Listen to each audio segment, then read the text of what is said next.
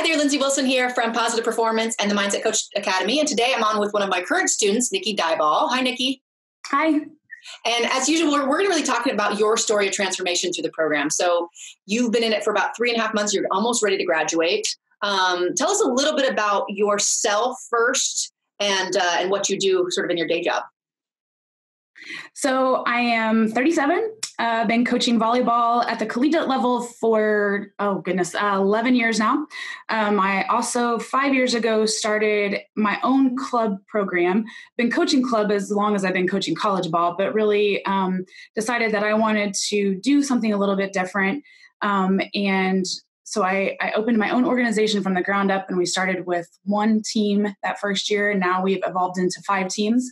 I head coach one of those teams and then manage the other 5. So it's been a pretty wild ride, but it's been really amazing. I'm a mom to a pretty amazing 7-year-old little boy and wife of 11 years to a pretty outstanding husband that allows me to do all of these crazy adventures that I have. Yeah. So let's talk about your transformation. You and I were just kind of talking about it.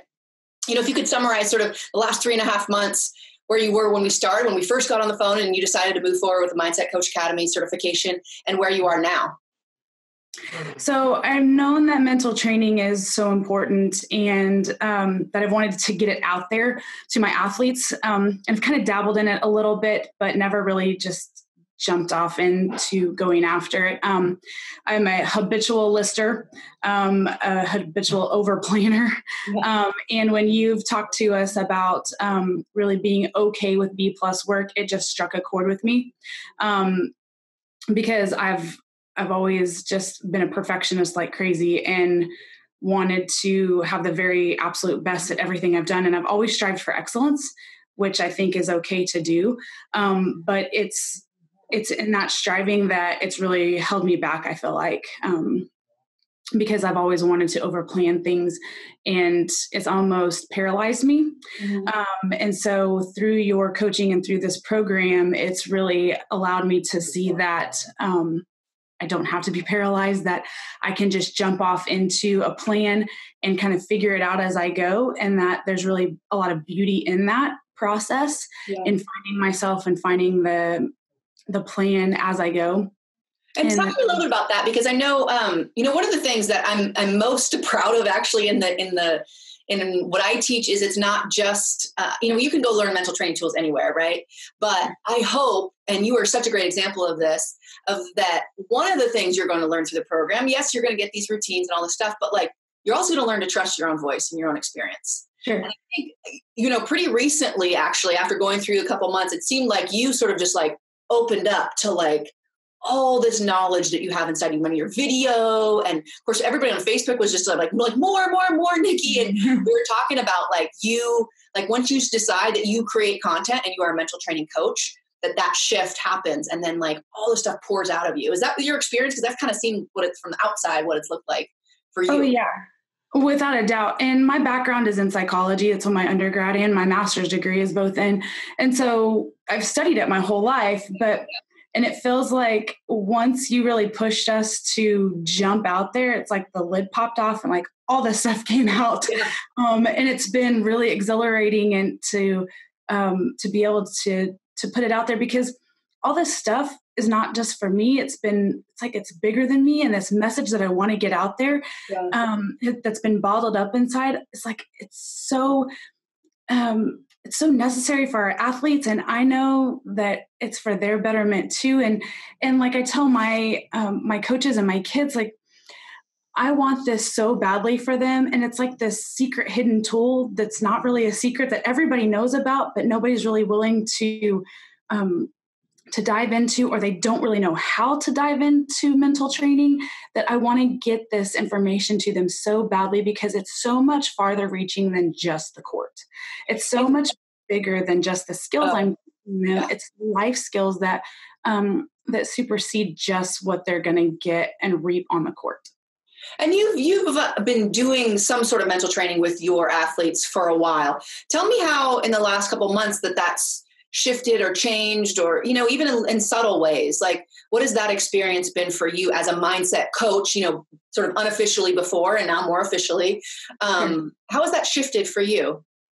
Well, when I first started, I was just like grabbing at straws, trying to guess at what I should be doing with them. And with your program, it's given me a little bit more of a process to follow. And it still has my own flair to it. And there's still, you know, like you said, I can kind of follow my own heart and as to where I feel like this athlete needs to go. And we're still working in tandem together. But there's a little bit more of a process to follow. And the thing I love are the visualizations that I get to use with my kids. They love it too. It's been life-changing for myself included, but for them too. And that's one area that I never dove into. And are you recording for them too? Yes. Yeah. Mm-hmm. Yes. Cool.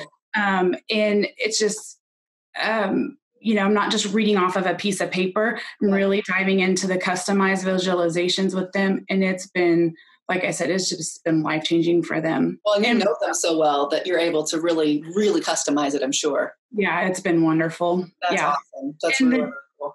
The journaling's been really helping too. And because I do have such a good relationship with them, they feel open enough and safe enough to discuss the journal with me. Yeah. So it's been nice because they don't hide the journal. You know, it's been, I kind of wondered if they would just journal in and be that dead space. Like, I don't really want to share this with you, but they felt safe enough to want to share with me what's in that. And so we've been able to dive off into that as well and explore a lot of what's going on. So one of the questions I love to ask our students is, you know, one of our huge principles, as you know, is the first life that you change is your own, right? And like, that's why that first month, I know a lot of people like wanted to get into working with clients, but we really focused on you as a person. And I'm interested in, like, say your husband or, you know, your sister or other people that are like really know Nikki and are really close to you. What changes have they noticed in you in the last couple months? Well, my favorite concept that you taught is your energy is your best, most protected resource. Mm-hmm. So I have made that my goal. I write that on sticky notes. I put it in my planner to remind myself, because I'm not great at it. I'll be honest, I don't journal every day. I journal every week, at least a couple of times a week. Yeah.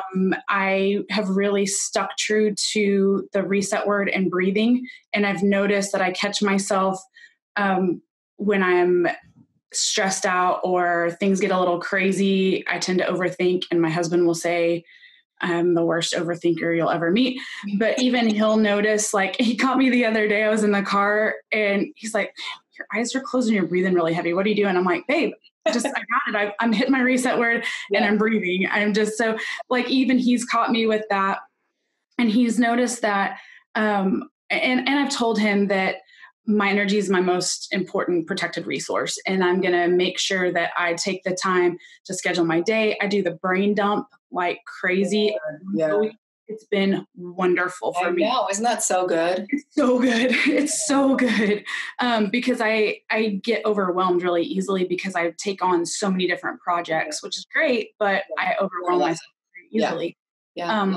And so he's noticed and picked up on that, you know, I'm less stressed. And one of my pillars for my yearly beast is that I am not as stressed and I'm better at home for my son and my husband. Yeah. And that's one of my pillars. And so I copied you a little bit on that one, but it holds true for me as a working mom and wife. I want to do that for them. And so he's noticed and picked up on the fact that I'm less stressed because I'm protecting my energy for them. Yeah. Oh, that's awesome.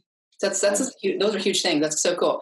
Okay. So I know you started the training, really just wanting to apply it to your existing athletes that you're working with at the college level and your club.